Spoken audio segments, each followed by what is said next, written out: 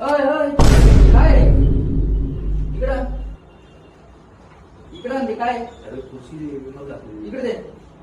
किती वेळा सांगितलं कामावर खायचे नाही म्हणून? खुर्ची घेतो ना. द्या इकडं.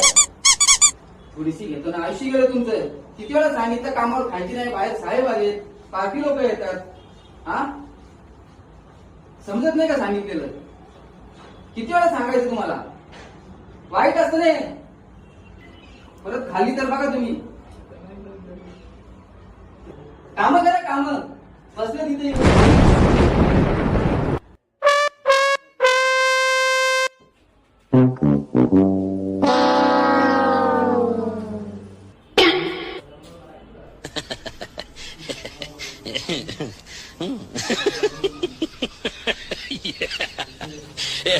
Yeah.